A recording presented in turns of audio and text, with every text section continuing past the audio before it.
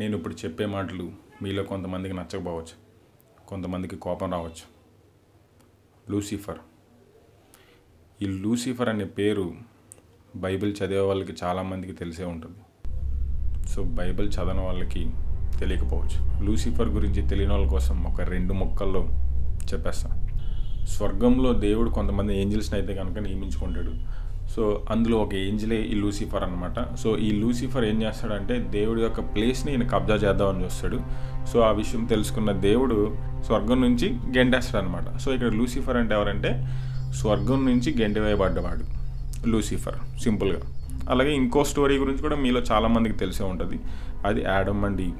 So దేవుడు 6 డేస్లో మొత్తం యూనివర్స్ని అయితే తయారు చేస్తాడు అనమాట. ఈ యూనివర్స్ని తయారు చేసినప్పుడు ఒక హెవెన్ లాంటి ప్లేస్లో యాడమ్ అండ్ ఈవ్ను కూడా పెడతాడు. ఈ దేవుడు యాడమ్ అండ్ ఈవ్తో ఏం చెప్తాడంటే, మీకు ఇక్కడ 2 చెట్లు ఉన్నాయి, అందులో మొదటి చెట్టు ఫలములు మాత్రమే తినండి, రెండో చెట్టు ఫలములు మీరు తినకండి అనేసి దేవుడు అయితే యాడమ్ అండ్ ఈవ్కి చెప్తాడనమాట. సో అలా చెప్పిన తర్వాత యాడమ్ అండ్ ఈవ్ మొదటి చెట్టు ఫలములు మాత్రమే తింటాయి, అంటే మొదటి చెట్టు యొక్క ఫ్రూట్స్ అయితే తింటాయి, రెండో చెట్టు ఫ్రూట్స్ తినవన్నమాట. సో అప్పుడు ఒక స్నేక్ లాంటి సర్పెంట్ వచ్చి ఈవ్కి చెప్తుంది, ఈ చెట్టు యొక్క ఫ్రూట్స్ నువ్వు తింటే నీకు కళ్ళు తెరవబడతాయి, నీకు నాలెడ్జ్ వస్తుంది అని ఉంటుంది అనమాట. సో ఇక్కడ మొదటి చెట్టు ఏంటంటే ట్రీ ఆఫ్ లైఫ్, రెండో చెట్టు ఏంటంటే the tree of knowledge good and evil. నువ్వైతే ఈ చెట్టు యొక్క ఫ్రూట్స్ అయితే తినమని చెప్తుంది అనమాట. ఈవ్ ఆ చెట్టు యొక్క ఫ్రూట్స్ని తిని, సో అలాగే యాడమ్కి కూడా ఇచ్చి తినమని చెప్తుంది. సో తిన్న తర్వాత వీళ్ళిద్దరి మధ్య డిఫరెన్స్ వీళ్ళు తెలుసుకుని వీళ్ళ యొక్క శరీరాన్ని అయితే కనుక అక్కడ ఉన్న ఆకులతో అయితే కప్పుకోవడం జరుగుతుంది. సో తర్వాత దేవుడు వస్తాడు, దేవుడు వచ్చి మీరు ఆ ఫ్రూట్స్ తిన్నారనేసి వీళ్ళిద్దరిని నరకానికి పంపించేస్తాడు. అంటే అక్కడ నరకం అంటే ఎత్తుకు పంపించేస్తాడు. సో ఈ మ్యాటర్ అంతా మీలో చాలామందికి తెలిసే ఉంటుంది, ఇదంతా మాకు తెలుసు కదా, ఎందుకు చెప్తున్నావు ఇదంతా మీరు అనుకోవచ్చు. సో ఇక్కడ లూసిఫర్ ఈజ్ ఇన్నోసెంట్ అనే బుక్ ఒక పర్సన్ అయితే రాయడం అయితే జరిగింది. ఆయన చెప్పేది ఏంటంటే లూసిఫర్ ఎవరైతే స్వర్గాన్ని నుంచి గెంటివేయబడ్డవాడో ఆడు అమాయకుడు అంట. లూసిఫర్ ఈజ్ ఇన్నోసెంట్ అంటే లూసిఫర్ అమాయకుడు. ఎందుకు అమాయకుడు అనేసి ఇంకొన్ని ఎగ్జాంపుల్స్ అయితే చెప్పారనమాట. ఏంటంటే లూసిఫర్ స్వర్గంలో ఉన్నప్పుడు దేవుని కింద సేవలు చేయాలి, దేవుని కింద బానిసత్వాన్ని వీళ్ళు అక్కడ పొందుతున్నప్పుడు అక్కడి నుంచి ఈయన దేవుడికి ఎదురు తిరగడంతో సో దేవుడు ఈ లూసిఫర్ని గెంటేశాడని, లూసిఫర్ని గెంటేసిన తర్వాత అక్కడ ఉన్న కొంతమంది ఏంజిల్స్ దేవుడికి వ్యతిరేకంగా ఉండడంతో వాళ్ళందరినీ కారాగారంలో బంధించడనేసి ఇదైతే మీ అందరికీ తెలిసిందే. లూసిఫర్ ఈజ్ ఇన్నోసెంట్ అనే బుక్ రాసిన రైట్ అయితే ఏం చెప్తున్నాడంటే, అక్కడ దేవుడని పిలువబడే దేవుడు అసలు దేవుడే కాదంట, ది ఒరిజినల్ దేవుడు వేరే ఉన్నాడంట, the original God source of light. So ఇక్కడ బైబిల్లో కూడా మీకు జీసస్ని ఎక్కడ కూడా నేనే దేవుడు అని చెప్పినట్టు ఎక్కడ ఉండదు. సో ఏదైతే సోర్స్ ఆఫ్ లైట్ ఉందో ఆయనే ఒరిజినల్ దేవుడు అంట, ఆయనే ఒరిజినల్ గాడ్, సుప్రీం గాడ్. ఈ జీసస్ ఈ లూసిఫర్ని స్వర్గం నుంచి గెంటేశాడని. సో ఇక్కడ యాడమ్ అండ్ ఈవ్ కూడా రెండో చెట్టు దగ్గరకు వచ్చి ఫ్రూట్స్ తినండి, మీకు నాలెడ్జ్ వస్తుంది, మీ కళ్ళు తెరవబడతాయి అని చెప్పింది సర్పెంట్ కాదంట, లూసిఫర్ అని అంట. సో ఈ లూసిఫర్ అక్కడ దేవుడని ప్రోపగాండా అవుతున్న దేవుడి నుంచి రక్షించడం కోసం ఈ యాడమ్ అండ్ ఈవ్కి హెల్ప్ చేశాడని, ఈ ఇన్నోసెంట్గా ఉన్న లూసిఫర్ని స్వర్గం నుంచి దేవుడని పిలువబడుతున్న దేవుడే కావాలని గెంటిచ్చాడని, ఇప్పుడని మీరు చెప్పుకుంటున్న దేవుడు అసలు దేవుడే కాదని, ది సుప్రీం గాడ్ వేరే ఉన్నాడనేసి ఈ లూసిఫర్ ఈజ్ ఇన్నోసెంట్ అనే బుక్లో అయితే రాయడం జరిగింది.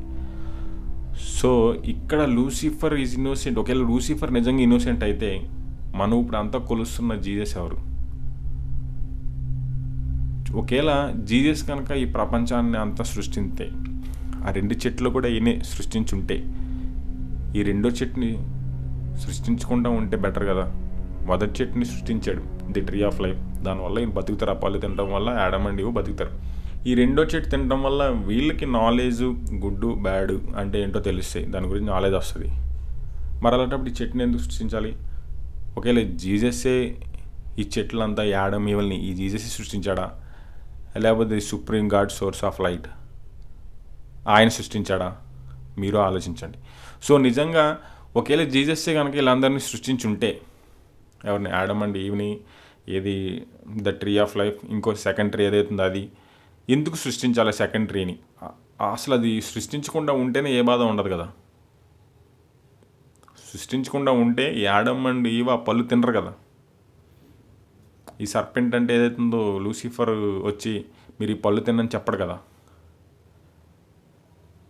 ఒకవేళ దేవుడు కానీ చెప్పబడే దేవుడి నుంచి ఈ లూసిఫర్ యాడమ్ అండ్ ఈవ్ని కాపాడడం కోసం సర్పెంట్ రూపంలో వచ్చి చెప్పాడా? మీరు ఆదికాండం 3 చాప్టర్ 3, 4, 5 చూస్తే కనుక అందులో రాసి ఉంటుంది, ఈ పళ్ళు తింటే మీ కళ్ళు తెరవబడతాయి అని. సో కళ్ళు తెరవబడతాం అంటే ఇప్పుడు కళ్ళు మూసిపోయి ఉన్నాయని అప్పుడు దాకా నాకు అర్థం కాలేదు. సో ఇట్లా ఈ లూసిఫర్ ఈజ్ ఇన్నోసెంట్ అని బుక్లో అయితే ఈ విధంగా రాసింది. సో ఇది మీకు చెప్పడానికి కొంతమందికి ఇబ్బందికరంగా ఉంటుంది. బస్ట్ మీరు ఒకసారి ఆలోచించండి, లూసిఫర్ ఇది అని ఆయన నిజంగా ఇన్నోసెంటా? ఇప్పుడు లూసిఫర్ను కూడా చాలామంది కొలుస్తుంటారా? లూసిఫర్ను కూడా చాలామంది నమ్ముతూ ఉంటారా?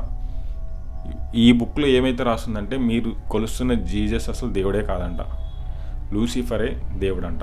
ఒరిజినల్ గాడ్ ఎవరైతే ఉన్నారో ఆయనే లూసిఫర్ అంట. అసలు main god, source of light ఆయన. సో మీరు ఎవరికి ప్రేయర్ చేస్తున్నారు? ఎవరిని కొలుస్తున్నారు? జీసస్కా లేకపోతే source of light the supreme god ఆయనకా? ఒకసారి ఆలోచించండి. ద లూసిఫర్ ఈజ్ ఇన్నోసెంట్, ఈ బుక్లో ఇదే రాస్తుంది. సో ఇది చాలామందికి ఈ మాటలు డైజెస్ట్ అవ్వకపోవచ్చు. నిజంగా లూసిఫర్ ఇన్నోసెంట్ అయితే మరి జీసస్ ఎవరు? ఆలోచించండి.